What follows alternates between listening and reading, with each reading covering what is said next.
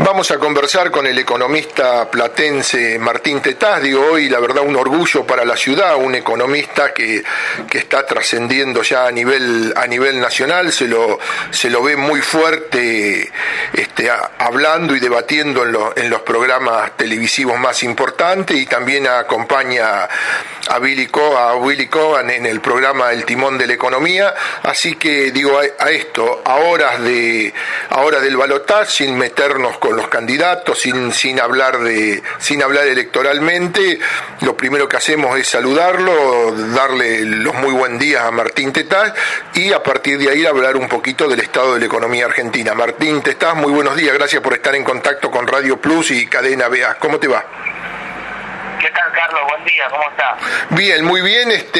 Bueno, y te pido así, digo, antes de desmenuzar algunas cuestiones particulares, digo, ¿qué análisis haces del estado de la economía argentina a esta altura, digo, de año y al recambio electoral, no? Sí, mira, la economía argentina tiene un montón de inconsistencias que hacen que requiera una serie de ajustes, pero ninguna que la haga explotar, digamos. Está en un estado de situación, claro, nosotros en Argentina acostumbrados a transiciones más dramáticas. Por ahí mucha gente se pregunta si esto estamos en una situación extrema. No, la verdad que estamos en una situación con muchas variables que son inconsistentes. Esto es como si uno arranca con el auto y tiene que hacer un viaje largo y sabe que como está el coche no va a llegar hasta el final, sabe que va a tener que hacerle un par de arreglos en el camino, pero también sabe que tampoco se va a fundir el motor en los próximos 100 kilómetros, ¿no? Entonces, me parece que esa es la metáfora más adecuada. Hay un problema de atraso cambiario importante que tiene la economía, un problema de déficit fiscal importante que tiene la economía, un problema de inflación importante que tiene la economía, por mencionar los tres problemas más importantes, y esos son grandes temas que va a tener que resolver cualquiera de los dos candidatos que ganen mañana. Bien, digo, y lo que, en función de esto, a ver, digo, si coincidís con lo que te digo yo, digo, con mi apreciación o no. Digo, yo lo que veo que hay un sector privado que está andando bastante bien en función de esto, y un Estado, bueno, que tiene las arcas vacías y con deficiencias. Digo, ¿coincidís en eso?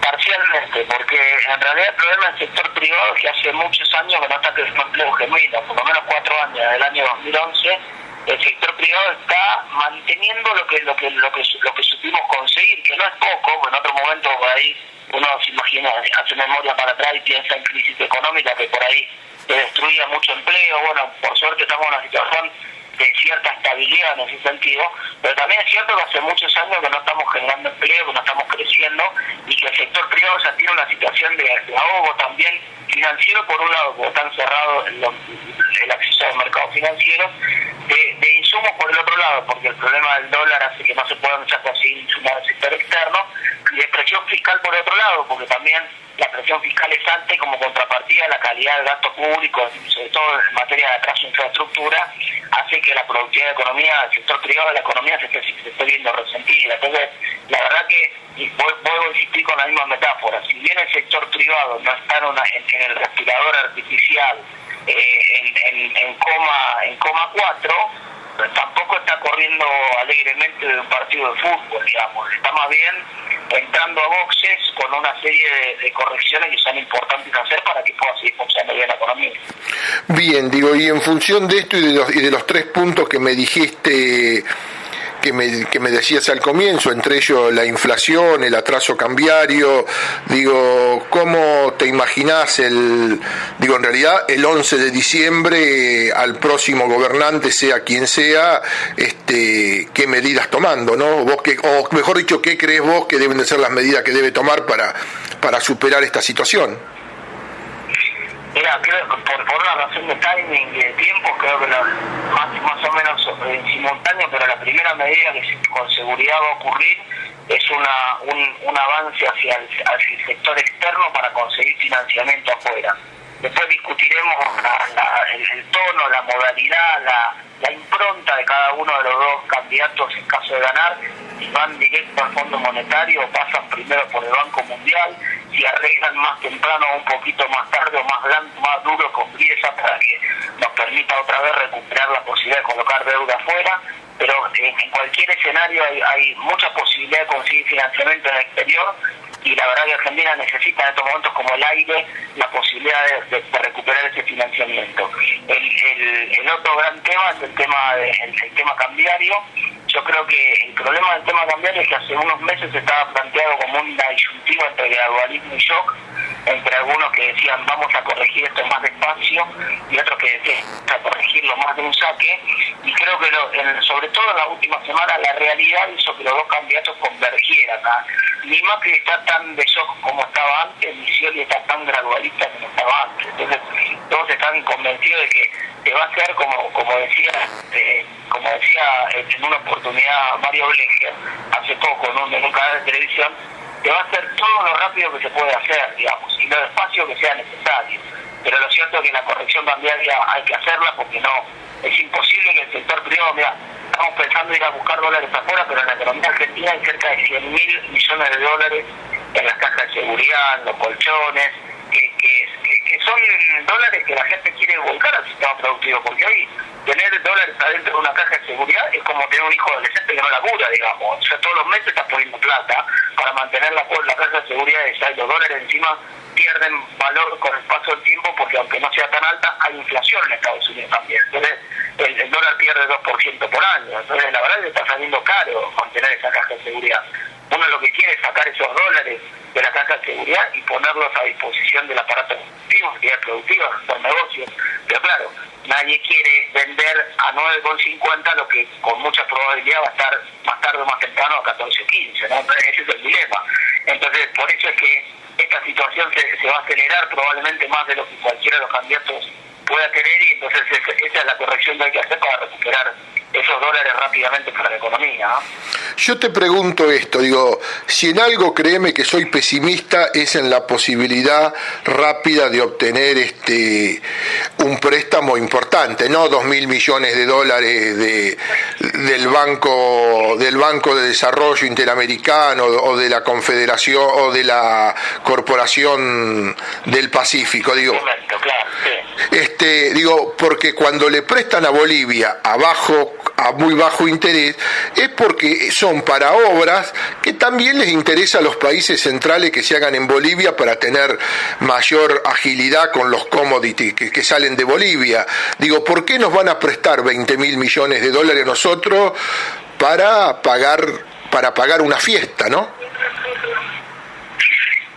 Ahí hay una preocupación importante, porque si uno mira, en realidad este año nos prestaron de una manera medio rara, que son los famosos swap chinos, pero nosotros este año nos comimos 11.000 millones de dólares de swap chinos, y las reservas están en el mismo nivel que estaban a principios del año pasado. Entonces, que nos prestaron 11.000 millones, nos gastamos 11.000 millones en aguantar la situación de atraso cambiario. Entonces, a este ritmo, probablemente el año que viene necesitemos 15.000 millones. Entonces, incluso en los escenarios optimistas, por la versión Scioli que dice que habló y que consiguió 20.000 millones, o por la versión Macri que dice que viene él y pone la cara y vienen 20.000 millones, cualquiera de los dos escenarios, esos 20.000 millones apenas alcanzan para pagar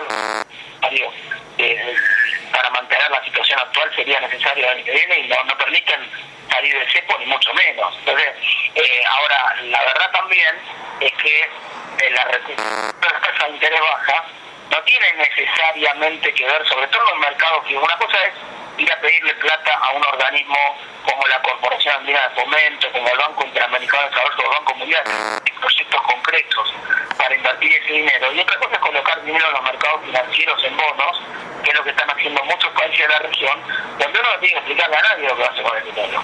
Digamos, y ahí no hay esta situación de grupos de interés pensando que si les sirve para qué vas a usar el dinero o no les sirve para qué vas a usar el dinero. Por ejemplo, a Brasil le prestaron el 3% para que haga las obras del Mundial de Fútbol, para que haga las obras de los Juegos Olímpicos.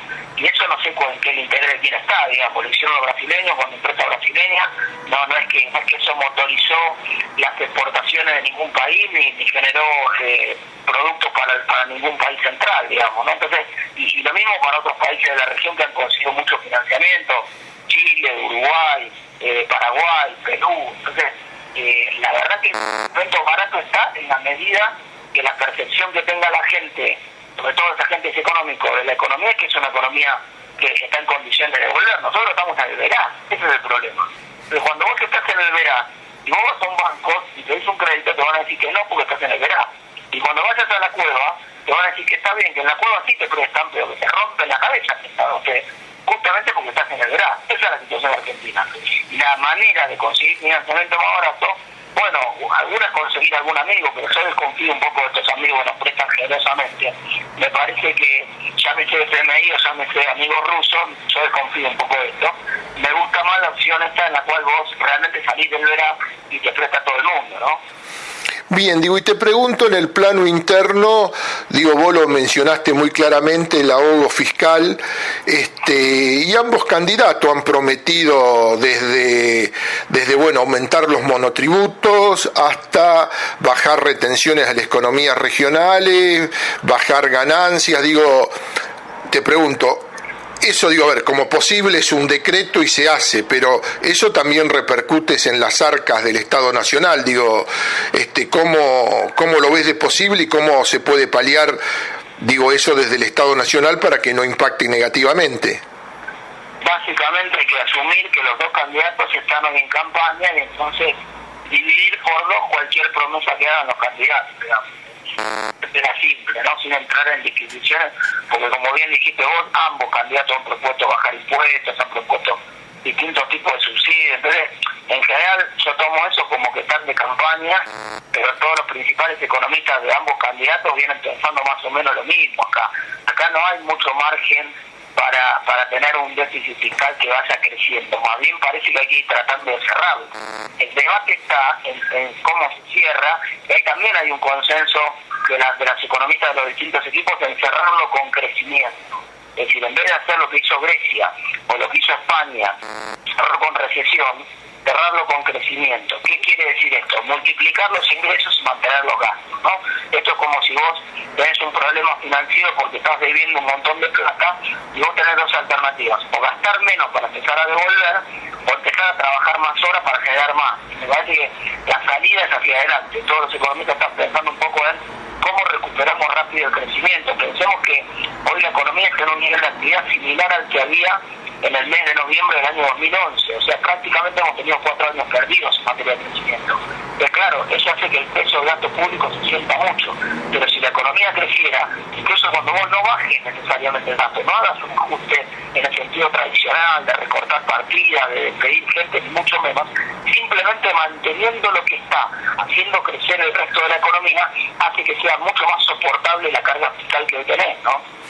Bien, digo, para ir cerrando, digo, te pregunto esto y me das pie en lo que vos estás diciendo.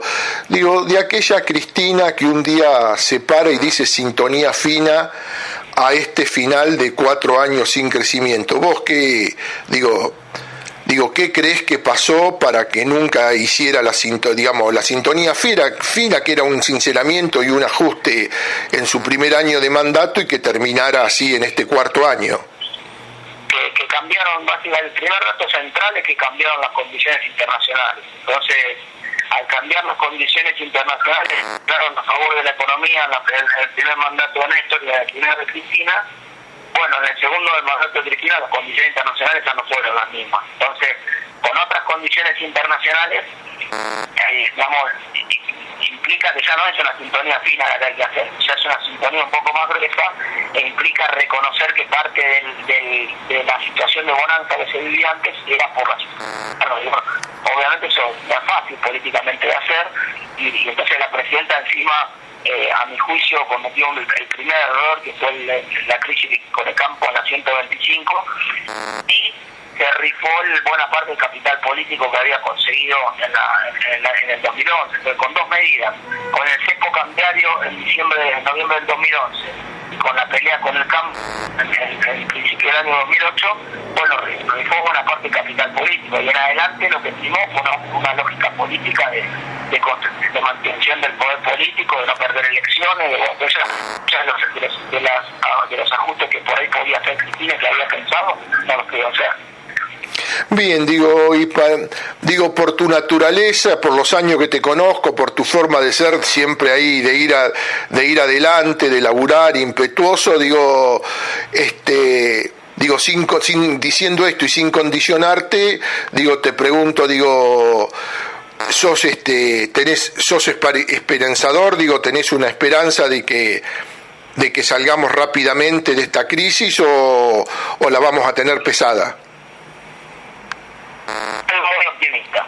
Creo que muy optimista porque escucho a los economistas y no a los políticos. Entonces, a los economistas de ambos candidatos, y sé que más o menos están todos en la misma sintonía. Variable más, coma menos, estamos discutiendo acá los decimales, y creo que entonces la economía probablemente tenga un primer semestre de año y digamos diciembre hasta julio del año que viene un poco de lunga complicado, porque va a haber paritarias, porque va a haber correcciones cambiarias, porque va a haber correcciones de subsidios, porque va a haber negociación con fondos buitres, porque va a haber vueltas probablemente a Fondo Monetario o alguna institución financiera internacional. Es decir, va a haber movimientos en la primera año que viene, pero espero que si todo eso sale más o menos bien, en la segunda mitad del año que viene la economía esté ya de vuelta sobre la vía del crecimiento.